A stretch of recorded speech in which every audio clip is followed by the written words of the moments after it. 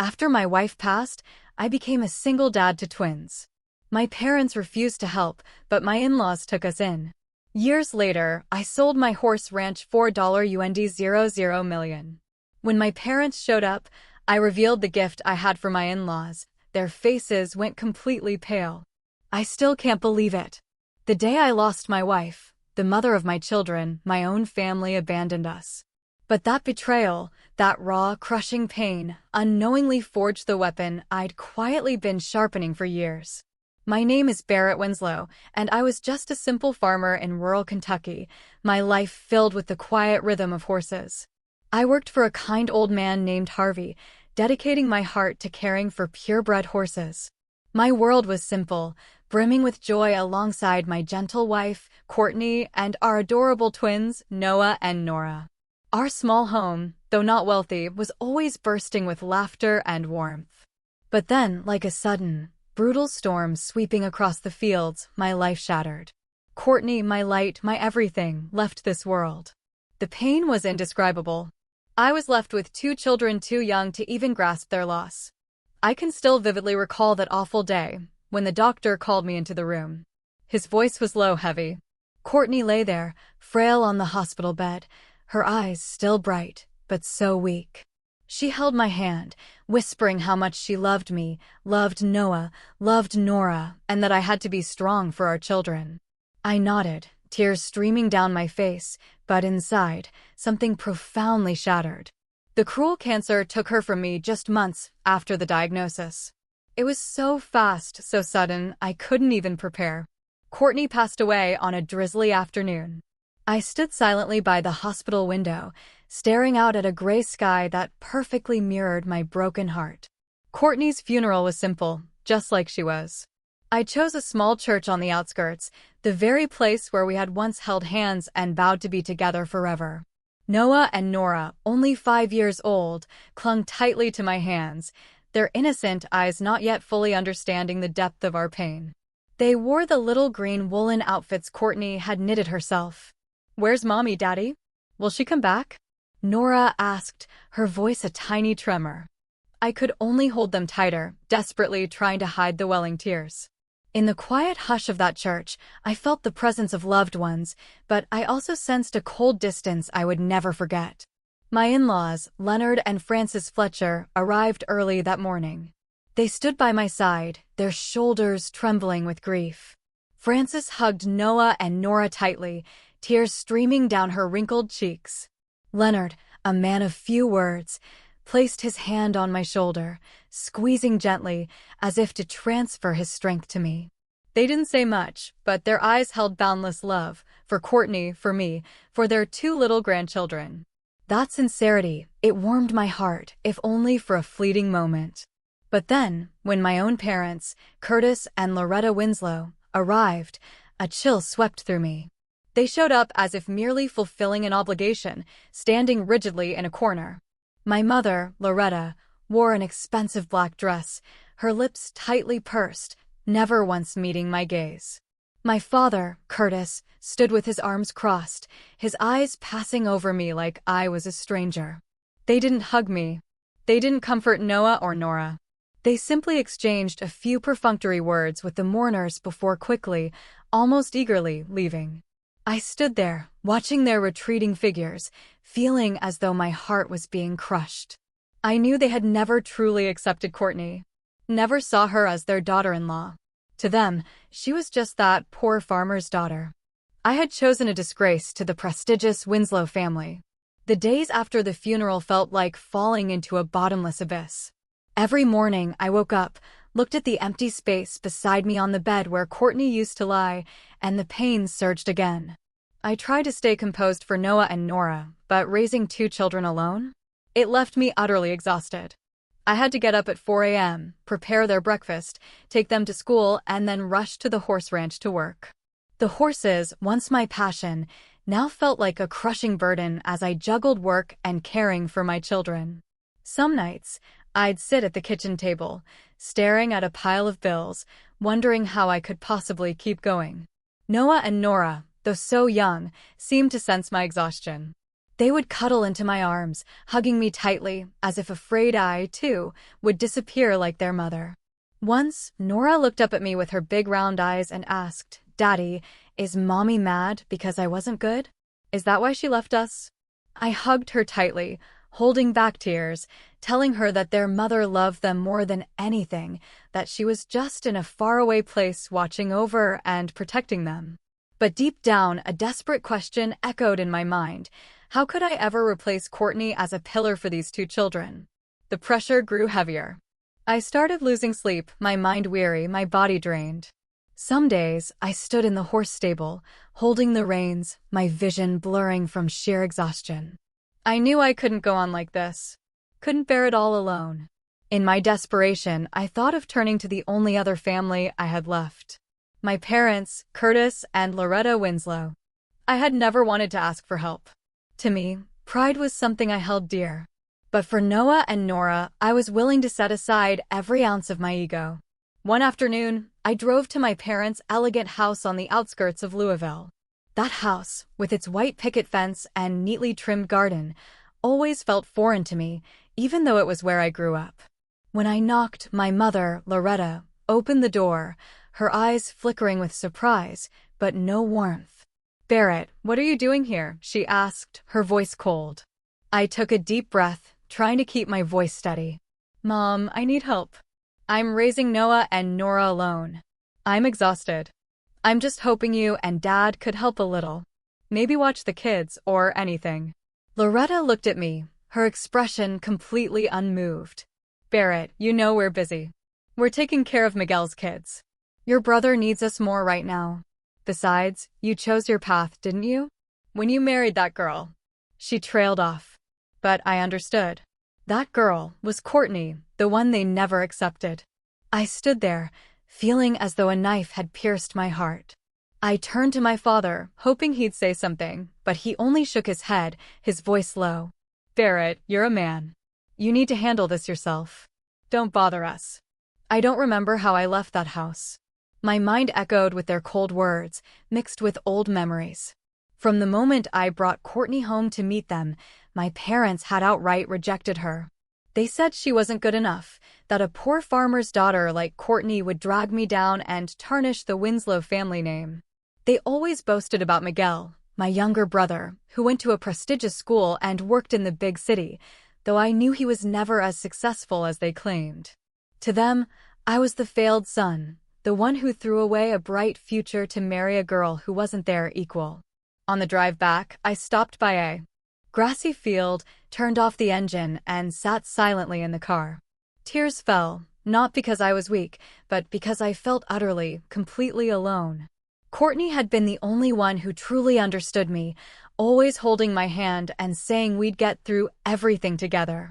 She was gone, and I was left with Noah and Nora, two little angels I had to protect at all costs. But how? When even my own blood family had turned their backs on me. I returned home and held Noah and Nora tightly. They slept soundly, unaware that their father was battling pain and despair. In the darkness, I whispered to Courtney, as if she were still there. "What do I do, my love? How can I be strong enough to keep our children safe?" There was no answer. Only the sound of the wind whistling through the window, reminding me that the road ahead would be long and arduous. I didn't know that in those darkest days, a small glimmer of light was waiting for me, not from my own family, but from those I never expected would become my strongest support. After that day, I left my parents' house with a heavy heart. I felt like a lost soul in a barren field, with nowhere to hold on to. Noah and Nora were the only reason I didn't collapse, but I knew I couldn't go on alone. I needed someone, anyone, to help me stand up and move forward. And then I thought of Leonard and Frances Fletcher, Courtney's parents. I hesitated for a long time before calling them. Leonard and Frances lived in a small house deep in rural Kentucky, where winding red dirt roads cut through fields of wheat and corn. Courtney had once told me that her parents weren't wealthy, but they had big hearts, always ready to share what little they had. I feared becoming a burden. But the image of Noah and Nora, with their innocent eyes looking at me every night, left me no other choice. I picked up the phone, my hands trembling, and dialed their number. "Barrett." Francis's voice came through, warm but tinged with concern. Is something wrong, dear? I took a deep breath, trying to keep my voice steady. Mom, I don't know how to say this, but I'm really struggling. I can't take care of Noah and Nora alone. I need help. There was a pause on the other end. Then Francis spoke, her voice choked with emotion. Barrett, you don't need to say anything more. Just bring the kids here. Our home is your home. Her words were like a warm breeze, easing the icy grip around my heart. I packed a few clothes for myself and the kids, loaded them into the old pickup truck, and drove straight to Leonard and Francis's house. The drive took over an hour, but it felt like a lifetime. I was anxious, wondering if I was doing the right thing, if I was taking advantage of their kindness. But when I pulled up to the small wooden house, its porch covered in climbing vines, Francis was already there. Her arms opened wide, her eyes shining with sincerity. Come in, Barrett, she said, hugging me tightly, as if I were her own son. Leonard stood behind her, his silver hair falling over his forehead, offering a gentle smile. He stepped forward, patted my shoulder, and then bent down to hug Noah and Nora, who nestled into his arms as if they'd done it 1,000 times before. Leonard and Francis's house wasn't grand. Just a 2-bedroom wooden home with creaky floors and the faint, comforting smell of freshly baked bread wafting from the kitchen. But from the moment I stepped inside, I felt a warmth I'd lost since Courtney's passing. Francis immediately went to the kitchen, preparing a simple but hearty dinner: mashed potatoes, stewed beans, and a plate of golden fried chicken. Noah and Nora, who had been withdrawn after those mournful days, began to chat with her as Francis shared stories about Courtney's childhood, about how she used to run through the fields chasing rabbits. Courtney was a lot like little Nora here, Francis said, ruffling Nora's hair, her eyes sparkling. Just look at the way she smiles. It's just like her mother's. I sat there watching the scene and felt my heart soften. But at the same time, the pain resurfaced as I realized the stark contrast between my in-laws and my own parents. Curtis and Loretta had never hugged Noah or Nora like that, never sat down to tell them stories, or simply ask how they were. They always kept their distance, as if the kids were living proof of my mistake in marrying Courtney. But here, in this small house, Leonard and Francis treated me not just as a son-in-law, but as a true son. In the days that followed, I officially moved in with my in-laws. They refused to let me pay rent or cover any expenses, despite my insistence. Barrett, your family. No matter what happens, you belong here, Leonard said, his voice firm. Family doesn't keep score. Francis took on caring for Noah and Nora like a true mother. Every morning, she woke up early to prepare breakfast, usually toast with homemade strawberry jam, and braided Nora's hair while teaching Noah how to tie his shoelaces.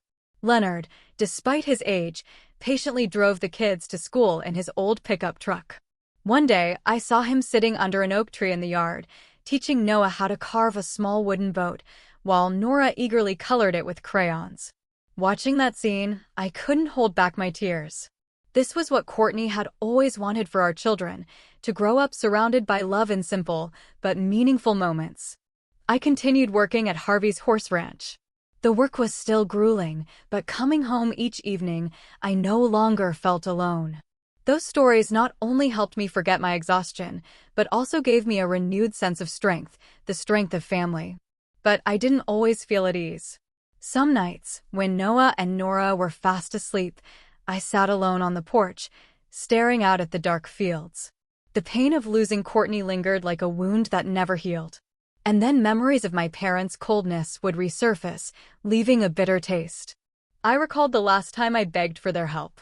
The indifference in Loretta's eyes, the detached tone in Curtis's voice. The contrast between Leonard and Francis's boundless love and my parents' chilling distance made me both immensely grateful and utterly heartbroken.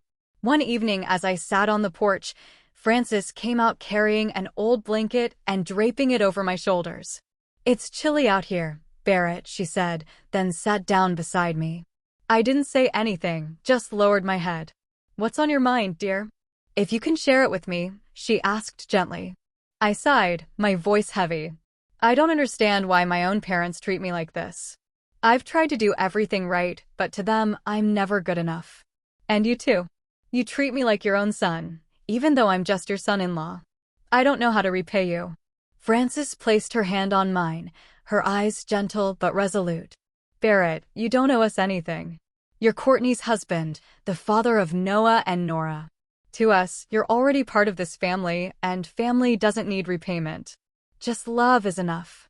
Her words were like a flame, warming my heart. I looked at her, then out at the fields where the moonlight cast silver rays across the ground. In that moment, I made a silent vow to myself, to Courtney, and to Leonard and Frances. One day, when I was strong enough, I would repay them. I would care for them, honor them, as they had opened their arms to save me and my children in our darkest days. I would do everything to ensure Noah and Nora grew up in a complete family, even without their mother by their side. The Fletcher family, despite their simple life, was always overflowing with love. Their modest wooden house, with its humble meals and evenings spent gathered around the fireplace, was a world apart from the cold indifference of the Winslow household. I recalled the extravagant parties my biological parents used to throw, where they bragged about Miguel and his achievements, which I knew were exaggerated. To them, pride and appearances were everything. But here, in this home, I learned that true value lies in connection and sharing. Those months, though difficult, taught me many lessons. I began to learn how to manage my finances, meticulously tracking every cent of my meager wages to ensure it was enough for my children and to contribute to the household expenses. I was grateful for every meal Frances prepared, every trip Leonard made to drive the kids to school. And most importantly, I cultivated a fierce determination.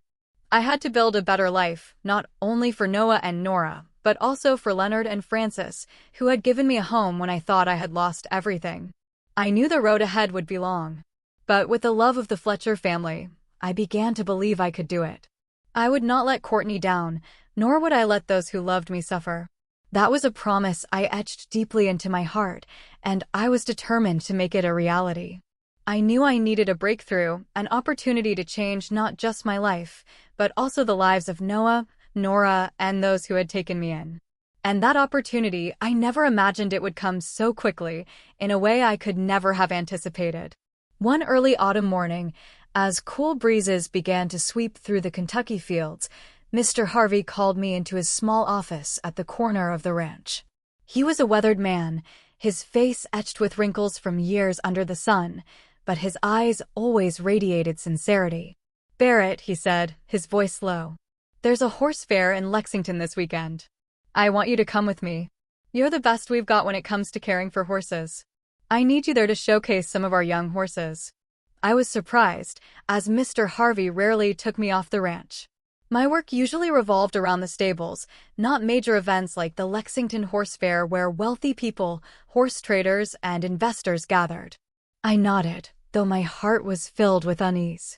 I wasn't used to crowds, polished suits, or smooth-talking conversations, but I knew this was a chance to learn, and I didn't want to let Mr. Harvey down. When the day of the fair arrived, I wore the cleanest shirt Frances had carefully ironed for me, put on an old straw hat, and followed Mr. Harvey to Lexington. The fair was buzzing with energy, the sound of horses neighing mixed with laughter and chatter, the smell of hay mingling with the aroma of food from the stalls. Purebred horses were paraded, their coats gleaming in the sunlight, and the crowd applauded each time one galloped by. I stood by Mr. Harvey, helping him introduce a few of our young horses, answering questions from clients about their care and training. I did it naturally, because for me, horses weren't just work. They were my passion. While checking the hooves of a young horse, I heard a deep, warm voice behind me. "You handle those horses with great care. Not many people pay attention to the details like that." I turned around to see an older man with silver hair, dressed in a simple but elegant suit. He introduced himself as Clinton McGraw, a retired investor who still had a passion for the horse racing industry. I was a bit flustered, unaccustomed to being noticed, but Mr. McGraw smiled, his sharp yet friendly eyes putting me at ease. We started talking, and I quickly realized he wasn't like the others at the fair. He didn't boast or try to assert his authority. Instead, He asked about how I cared for the horses, the challenges I faced, and even about my life. I hadn't intended to share much, but something about him made me open up. I told him about Courtney, the searing pain of losing her, about Noah and Nora, and how I was doing my best to hold our little family together. He listened without interrupting, nodding occasionally and asking thoughtful questions. When I finished, he looked at me, his gaze seeming to see right through to my soul. "You've got grit, Barrett," he said. "And you've got talent. I've been in this industry long enough to recognize someone with potential. Have you ever thought about starting your own horse ranch?" His question stunned me. Start my own horse ranch? It was a dream I'd never dared to entertain. I was just a farmer scraping by on a modest wage. I shook my head, giving a wry smile. "Mr. McGraw, I don't have the money, and I don't have anyone backing me. I know how to care for horses, but starting a ranch, that's out of my reach." He smiled, unfazed. "Barrett, money isn't the biggest issue. Will and talent are what matter. I want to help you. I'll invest a sum to get you started. Not a fortune, but enough for you to give it a shot. What do you say?" I stood there, unable to believe my ears. A stranger whom I'd known for less than an hour was offering to help me achieve the biggest dream of my life. I wanted to say yes immediately, but fear held me back. Fear of failure. Fear of letting Mr. McGraw down. Fear that I wasn't good enough to make this opportunity real. I thanked him, asked for his phone number, and promised to think it over. That evening, I returned home, my mind in turmoil. Noah and Nora were playing in the yard while Frances was cooking in the kitchen. I sat down with Leonard at the dining table and recounted the story about Mr. McGraw. "I don't know if I should take this chance," I said, my voice trembling. "If I fail, I could lose everything. I don't want to disappoint you, Mom, or the kids." Leonard looked at me, his eyes steady. "Barrett, life is a gamble, but if you don't dare to try, you'll never know if you could have won. Courtney always believed in you. She wanted you to live fully for yourself and for the kids. Be strong, son." Frances, overhearing the conversation, came out from the kitchen, wiping her hands on her apron.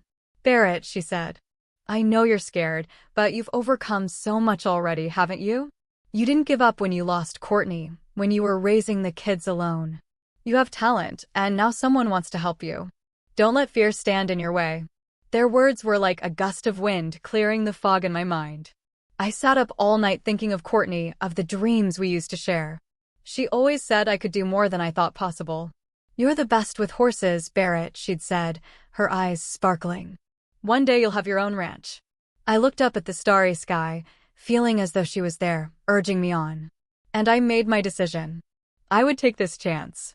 The next morning, I went to Mr. Harvey's ranch, my heart heavy but filled with resolve. I knocked on his office door, took a deep breath, and said, "Sir, I'd like to resign. I want to try starting my own horse ranch." Mr. Harvey looked at me, his eyes flickering with surprise, then softening with regret. "You're the best we've got, Barrett," he said. "I don't want to lose you. But if this is your dream, I support you. If you need anything, come find me. My door is always open." I thanked him, feeling as though a weight had been lifted. Though my biological family had turned their backs on me, I realized that life still offered people willing to lend a hand. Mr. Harvey, Mr. McGraw, and especially Leonard and Frances. A few days after bidding farewell to Mr. Harvey, I arranged to meet Mr. Clinton McGraw at a small cafe in Lexington.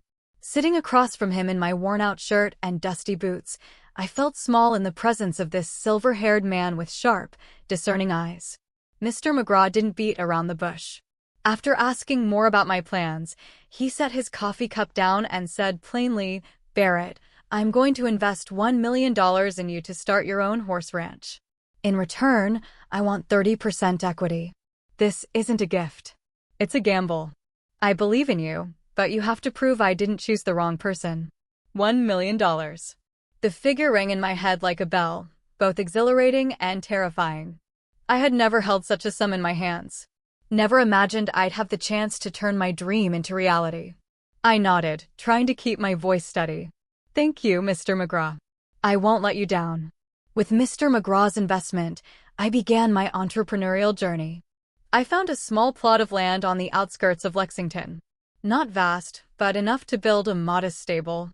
I hammered wooden planks, put up fences, and constructed a place to raise horses with my own hands. Every swing of the hammer, every drop of sweat that fell to the ground, was a reminder that this was my one shot. I couldn't fail. I used part of the money to buy a few affordable young horses, ones that larger ranches overlooked.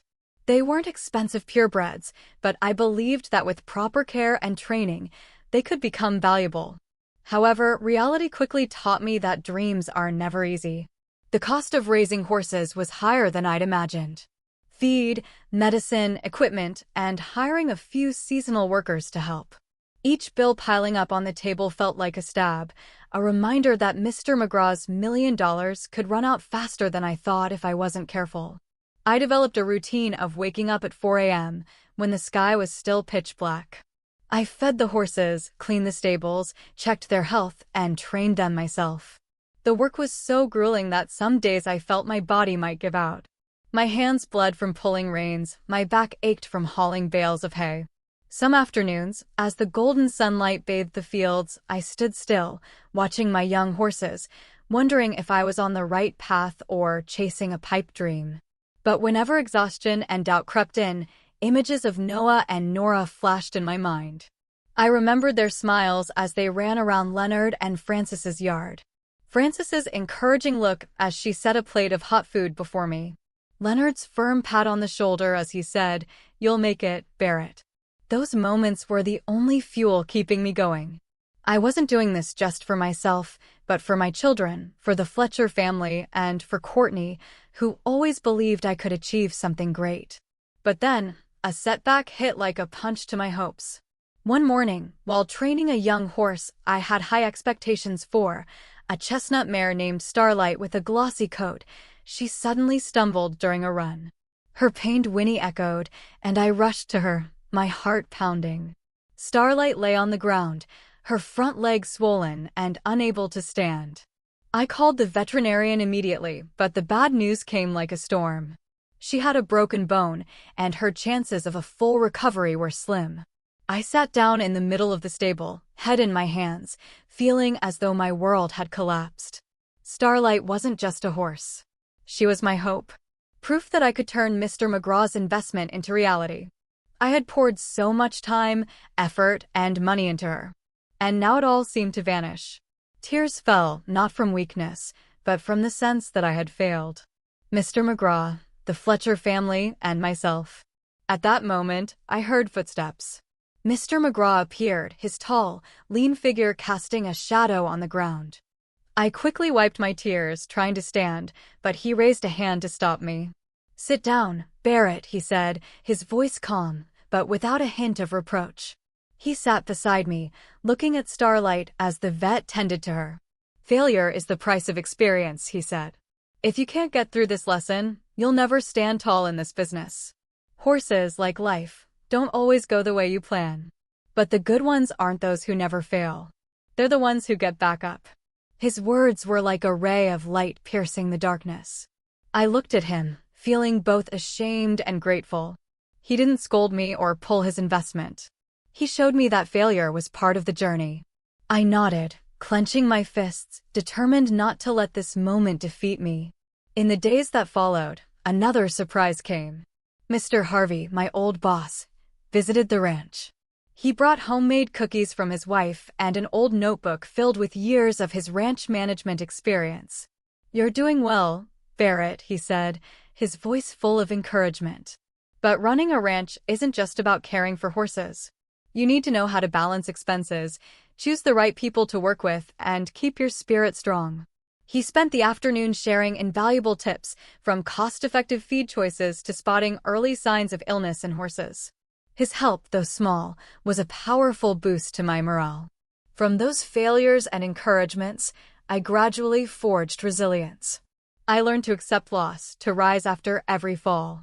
Starlight couldn't recover for racing, but I cared for her diligently, hoping one day she could be a healthy horse for other purposes. I kept working, kept learning, and began to see a faint light at the end of the road. My small ranch, though still rough around the edges, was slowly becoming a place of promise. Each day I rose before the sun, when the stars still twinkled in the Kentucky sky. I stepped into the stable, breathing in the scent of hay and damp earth, feeling my heart beat in rhythm with the breaths of the horses. I had learned to manage my time more tightly, breaking tasks into smaller pieces to avoid being overwhelmed. I cared for each young horse with the same meticulous attention I gave to Noah and Nora. I spent hours training them, observing every stride, every flick of their tails, searching for ways to unlock their potential. In those moments, watching them gallop across the small field, I felt a quiet pride, as if I were building something greater than myself. After months of struggle, those efforts began to bear fruit. One afternoon, I took Dusty, a silver-gray stallion, to a small local race. It wasn't a grand event like the Lexington Fair, just a competition for small ranches in the area. I didn't expect much, only hoping Dusty would get a chance to test himself and I could learn more. But as the race began, I stood by the fence, heart pounding, watching Dusty surge forward, overtaking competitors with a strength I hadn't anticipated. When he crossed the finish line in third place, the crowd clapped, and I stood there stunned, hardly believing my eyes. It was my first victory, modest though it was, but to me it was like a ray of sunlight piercing through dark clouds. Word of Dusty's performance spread quickly through the tight-knit community of horse breeders in Kentucky. My name, Barrett Winslow, began to be mentioned, not as a hired farmhand, but as a promising horse trainer. Opportunities for partnerships and business started to trickle in. One morning, as I was cleaning the stables, a middle-aged man drove up to the ranch. He introduced himself as the owner of a small ranch on the outskirts and asked me to train one of his young horses. "I heard about your Dusty," he said, his eyes full of confidence. "You've got talent. I want to see what you can do with my horse." I could hardly believe my ears. For the first time, someone had sought me out, trusted me, and was willing to pay for my skills. I agreed, though inwardly I worried about meeting expectations. But as the man left, I stood in the stable, gripping the reins tightly, feeling as though a new door had just opened. Soon after, a few others approached me, asking about buying horses or hiring me to train theirs. Revenue began to come in. Not much, but enough to cover some expenses and ease the financial pressure. For the first time in months, I felt like I could breathe. These changes didn't just happen at the ranch. Noah and Nora, now a bit older, became an integral part of my life here.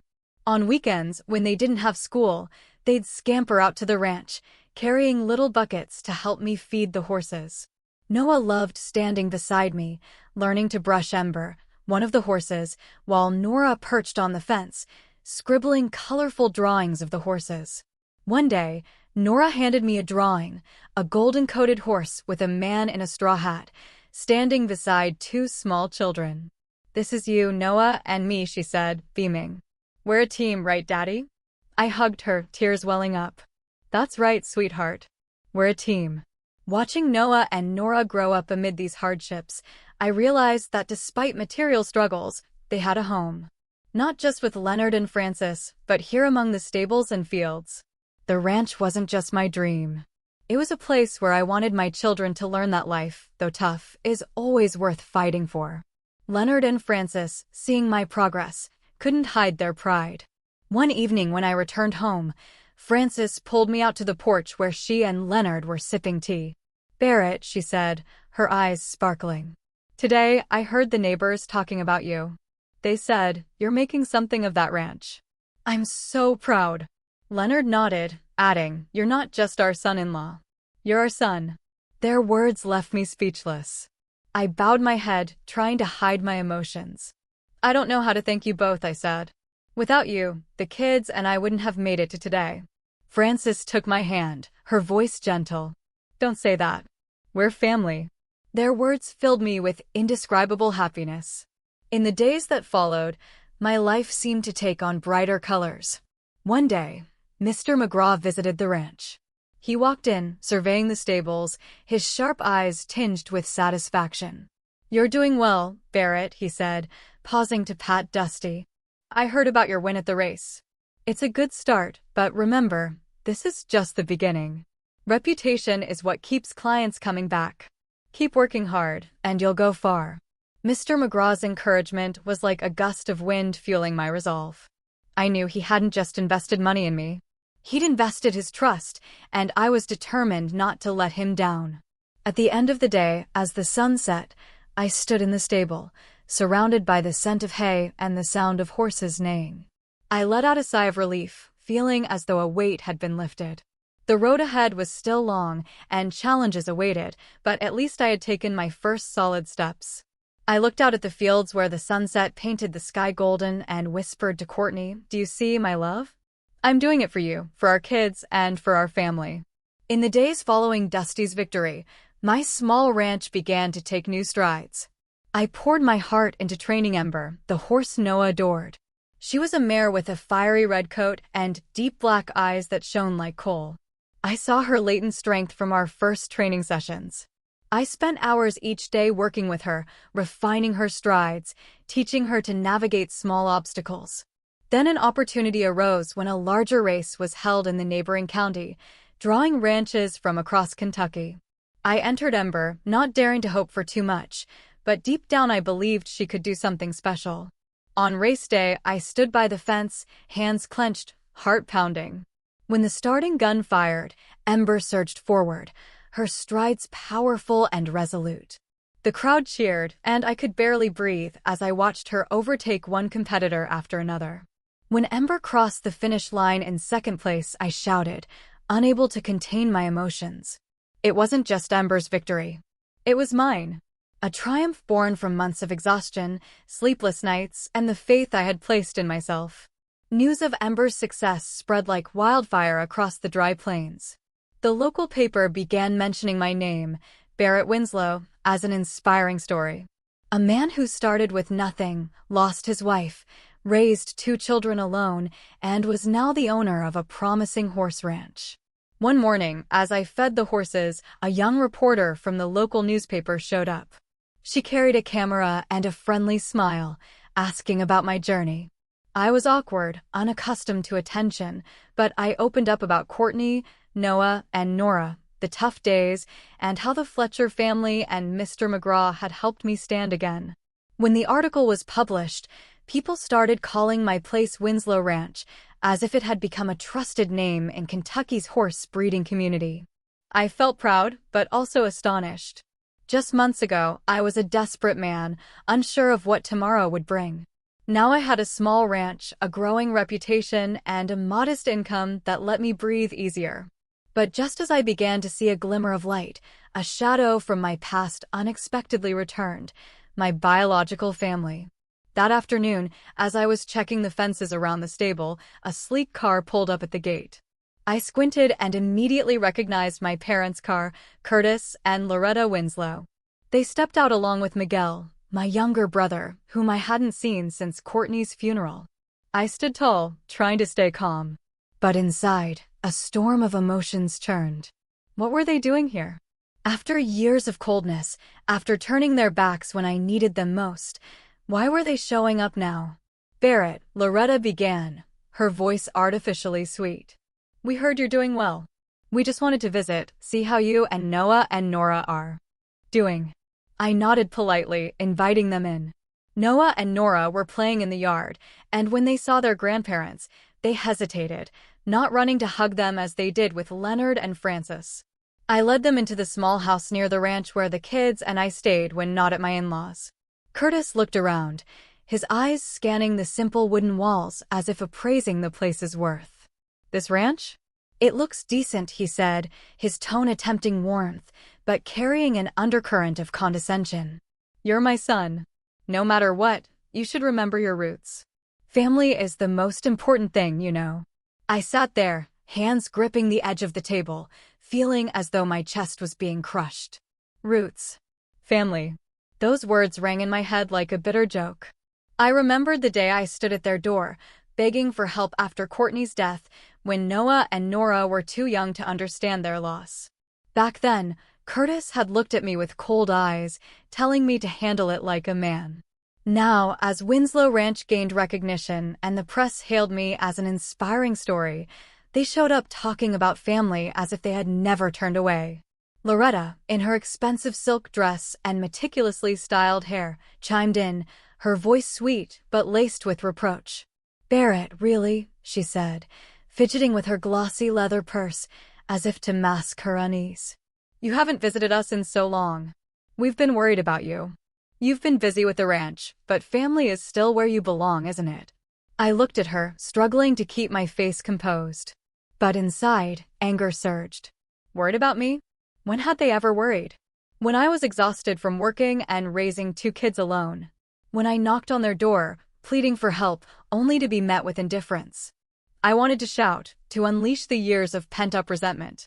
But I glanced at Noah and Nora sitting quietly in the corner, their wide eyes watching me with concern. For their sake, I had to stay calm. But Miguel, my brother, seemed intent on pushing further.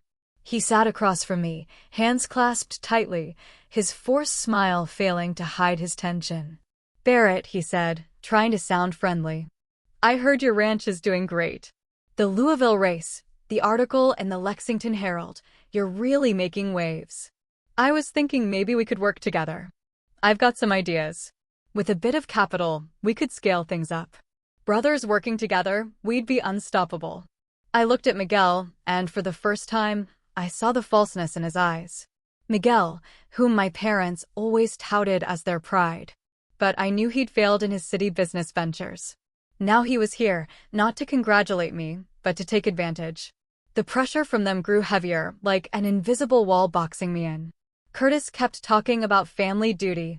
Loretta sighed, blaming me for keeping my distance, and Miguel repeated his partnership pitch with increasing urgency. I felt cornered, my heart pounding, my mind reeling with anger and disappointment. At that moment, a small but resolute voice broke through the stifling air. "Noah." My 7-year-old son sprang up from his wooden chair, fists clenched, eyes blazing with determination. "You don't care about Dad," he said, his voice trembling but resolute, like a small flame flaring in a storm. "When Mom died, Dad came to you for help, but you didn't want him. You only cared about Uncle Miguel. Now that Dad's doing well, you show up. You just want his money." The room fell silent as if time itself had frozen. I stared at Noah, stunned by my son's courage. His messy brown hair and clear eyes stood defiant, small but unyielding, as if carrying Courtney's indomitable spirit. In his gaze, I saw my wife. Her honesty, her refusal to bow to injustice, her fearlessness in the face of deceit. My heart ached with both pride and sorrow, realizing a 7-year-old had spoken the words I should have said long ago. Curtis and Loretta paled. Curtis opened his mouth but couldn't speak, glaring at Noah with a mix of anger and embarrassment. Loretta clutched her purse tightly, her lips pursed as if trying to suppress her shame. But Miguel, his face red with fury, leapt to his feet, pointing at Noah. "You disrespectful brat," he shouted, his voice shrill. "How dare you talk to your grandparents like that? No manners at all." His words were the final straw. I could no longer stay silent. I stood, stepping in front of Noah, shielding my son. I looked straight into the eyes of Curtis, Loretta, and Miguel. My voice firm and unwavering. "Enough. Noah's right. When I needed you most, when I lost Courtney, when I was raising 2 kids alone, you turned your backs. You never treated me like family. I don't need you anymore. I want you to leave. Now." The air in the room was heavy as stone. Curtis stared at me, his eyes flashing with anger and shame, but he said nothing. Loretta looked down, her hands trembling as if wanting to speak but unable to. Miguel muttered a curse under his breath and stormed out, the wooden door slamming behind him. Curtis and Loretta slowly stood, avoiding my gaze, avoiding Noah and Nora, and left in silence. The sound of their car engine faded into the distance, leaving a heavy but liberating quiet. I knelt down, hugging Noah tightly, feeling his small heart pounding in his chest. "Thank you, son," I whispered, my voice choked. "You were so brave." Noah nestled into me, silent, but I knew he understood he had just protected our little family.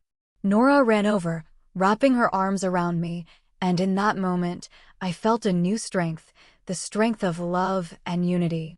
But deep inside, It pained me to realize that my biological family, whom I once hoped would be my support, only came when they smelled money and fame. They were no longer my family. My true family was Noah, Nora, Leonard, Francis, and those who stood by me when I had nothing but pain and empty hands. After the confrontation with my biological family, I threw myself back into work at the ranch, trying to focus all my energy on the horses. Ember continued to bring in victories, not just at local races, but also at larger competitions where prestigious ranches gathered. Another horse, Rusty, began showing potential, taking first place in a race in Louisville. The name Winslow Ranch grew more recognized, and I received more contracts from training horses for other ranches to selling the young horses I had raised. Each deal was a step forward, helping me stabilize finances and expand the stables. But I never expected that these successes would catch the attention of a major player in the horse racing industry, Equine Ventures, a name revered by anyone in the business. One morning, as I was checking Rusty's health, a sleek black car pulled up at the ranch gate. Two men in suits stepped out, one introducing himself as James Carver, CEO of Equine Ventures. They didn't beat around the bush. After touring the ranch, admiring the horses, and hearing about my training methods, Carver looked me in the eye and said, "Barrett, we're impressed with what you've done. Winslow Ranch is a rough diamond. We want to buy the entire operation for $100 million. You'd stay on as manager, at least until you're 60. What do you say?" I stood there stunned, feeling the ground shift beneath me. $100 million. The number rang in my head like a bell, so overwhelming it left me dizzy. I had never imagined hearing such an offer, not for a farmer like me. I mumbled a thank you, asked for time to think, and watched them leave, my mind still reeling. That night, I couldn't sleep, wrestling with chaotic thoughts. $100 million could change everything. I could secure a future for Noah and Nora. Top schools, a life free from financial worries. I could repay Leonard and Francis, buy them a comfortable home, and ensure they enjoyed their later years. But at the same time, I was afraid. Winslow Ranch was my life's work. The dream Courtney and I had cherished. If I sold it, would I lose my freedom, my control over the horses I poured sweat, blood, and tears into raising? Would I still be myself, or just a cog in a corporate machine? In the days that followed, I agonized over the decision. I didn't want to make it alone, so I turned to those I trusted most. First, I went to Leonard and Francis. I sat with them in their kitchen, recounting the entire story. Frances listened, her hands clasped tightly, her eyes gentle, but tinged with concern. "Barrett," she said, "I know the ranch is your heart and soul. But think of Noah and Nora. An opportunity like this doesn't come twice. You could do so much for them, for yourself." Leonard nodded, his voice low but steady. "You've built something incredible, Barrett. Whatever you decide, we'll support you. The important thing is that you hold on to your love for horses for this work." Their advice gave me much to ponder, but I was still uncertain. I drove to meet Mr. Harvey, my old boss, who always offered a grounded perspective. We sat in the familiar Lexington cafe. As I shared the story, he let out a dry laugh. "Barrett, not every farmer gets a $100 million offer. You've done what most can only dream of, but you need to decide what matters more. Keeping the ranch in your hands or securing the best future for your family." Finally, I called Mr. McGraw. The next day, he was at the ranch. I walked him through the stables, explaining Equine Ventures' offer. He listened without interrupting, then sat on a wooden bench, gazing out at the fields. "Barrett," he said, "selling the ranch doesn't mean losing it. You'll still be the manager, the soul of this place. This isn't an end. It's a new phase. But you must ensure you retain control over what matters. How you care for the horses, how you run the ranch. Don't let them turn you into a puppet." Mr. McGraw's words were like a light illuminating my path. I realized I could accept the offer, but protect my passion. After many sleepless nights, I made my decision. I would sell Winslow Ranch, but only on the condition that I retained full professional control. I didn't want to be just an employee. I wanted to remain Barrett Winslow, the horse trainer who built this dream from the hardest days. I contacted Equine Ventures, laying out my terms. After tense negotiations, they agreed. The contract was signed, and I officially became the manager of Winslow Ranch, with $100 million in hand and a wide-open future for my family. In the days that followed, I woke up with a renewed sense of purpose. I was no longer the penniless farmer, exhausted each night from worrying about my children. I was Barrett Winslow, the manager of a renowned horse ranch, a millionaire, but more importantly, a father, a son-in-law, and a man determined to live true to his values.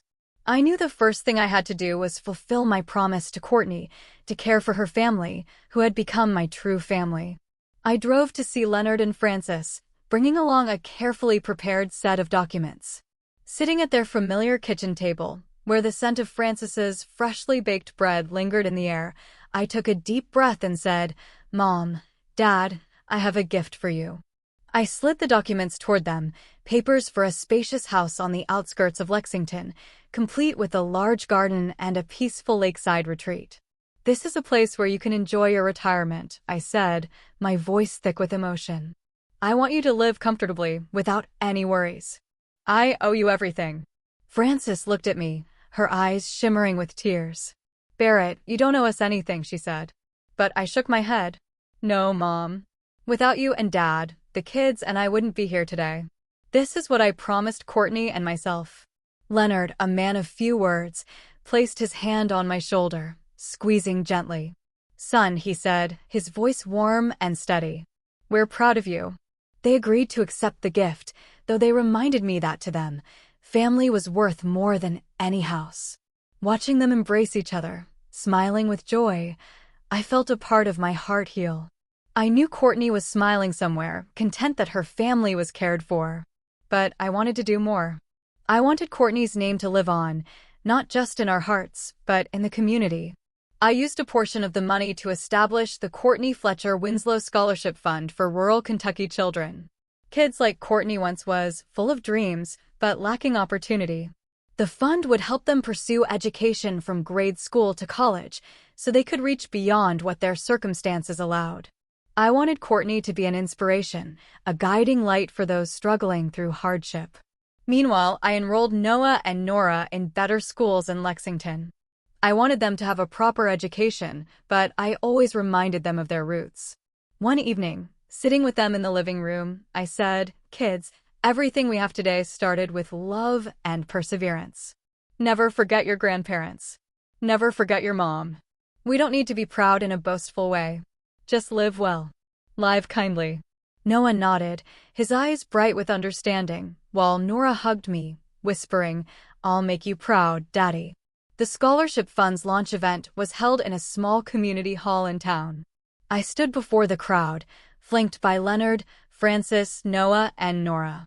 Local reporters were there, cameras flashing, and I felt as nervous as I did before my first horse race. When asked about my journey, I took a deep breath, my voice catching. I was just a farmer with nothing. If I have everything today, it's because of my wife, Courtney, and my in-laws, who never turned their backs on me.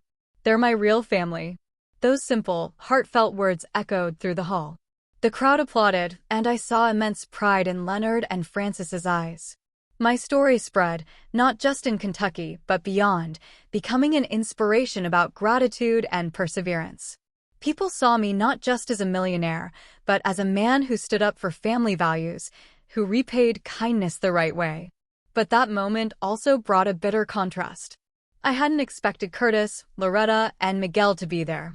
They were standing in the far corner of the hall. As I spoke my gratitude for Leonard and Frances, I saw them freeze. Curtis tried to mask his shame, his lips pressed tight. Loretta bowed her head, clutching her expensive purse as if to shield herself from the crowd's gaze. Miguel, his face flushed with anger, left before the event ended. I wasn't surprised, but the pain lingered. They were never my family when I needed them most. And now, as I stood at the peak of success, they came only to face the truth that I no longer needed them. When the event ended, Frances gripped my hand tightly, tears streaming down her cheeks. "You've made me proud, Barrett," she said, her voice trembling. Leonard hugged me, and in that moment, I felt Courtney was still here, in the embrace of our family.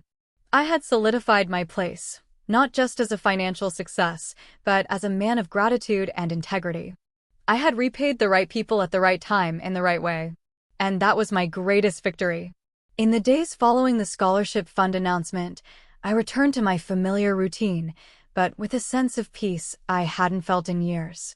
Winslow Ranch, now under my management and backed by Equine Ventures, continued to thrive. The young horses I trained galloped across the fields, bringing new victories, and the ranch's reputation grew ever stronger. But for me, the most meaningful thing wasn't the numbers in my bank account. It was the pride in Noah and Nora's eyes, the joyful smiles of Leonard and Francis, and the knowledge that I had kept my promise to Courtney. One late afternoon, as the golden sunset bathed the Kentucky fields, I decided to take Noah and Nora out. I led Ember, the fiery red mare I cherished, on a walk with the kids. Noah held the reins, mimicking my stride, while Nora skipped alongside, picking wildflowers and tucking them into her hair. We walked along the familiar dirt roads where I once drove my old pickup truck during the hardest days and stopped at a small cemetery nestled in the fields. Courtney's grave lay beneath an old oak tree, its simple stone marker engraved with her name, Courtney Fletcher Winslow, beloved wife, mother, and friend to all. I knelt, placing a bouquet of daisies Nora had picked on the grave, and held my children's hands. Noah, now taller, stood solemnly while Nora nestled into me, whispering, "Daddy, does Mommy know we're here?" I smiled, ruffling her hair. "She knows, sweetheart. She's always here in our hearts." I looked at the headstone, feeling as though Courtney was looking back at me, her eyes as gentle and loving as ever. I whispered, my voice thick with emotion, "Courtney, rest easy. Our family is strong, and you'll always be a part of everything I have today." Noah and Nora said nothing, just held my hands tightly, and we stood there in silence, enveloped by the sunset's glow. I thought about my journey. From the dark days of losing Courtney, when my biological family turned their backs, to the grueling months lifted by Leonard and Francis's unwavering support, and finally to the victories I never dared dream of. But above all, I realized a profound truth. Family isn't always about blood. Family is those who stand by you in your weakest moments, who give you the strength to keep going when the world seems to turn away. Leonard and Francis, Mr. McGraw, Mr. Harvey, they taught me that gratitude and loyalty to those who truly love you are the most worthy ways to live. I thought of Curtis, Loretta, and Miguel, who only appeared when I succeeded. And I realized their presence no longer mattered. They chose to stand outside my life when I needed them most. And now I had found my true family, not in blood, but in love and shared sacrifice. As I led Noah and Nora back home, I looked at my children, my heart brimming with resolve. I wanted them to grow up with the lesson I'd learned. Success isn't just measured by money or fame, but by how you cherish family and leave a legacy for the next generation. The Courtney Fletcher Winslow Scholarship Fund would continue to help rural children chase their dreams. And I would keep teaching Noah and Nora to live simply, gratefully, and to always remember their mother. That was how I would keep Courtney alive. Not just in memory, but in the values we passed down. As the sunset faded, I paused once more, gazing out at the fields. The sound of horses neighing mingled with the wind, like a melody of life. I smiled, feeling I had found the true meaning of success, not in numbers, but in love, gratitude, and the family I chose to cherish.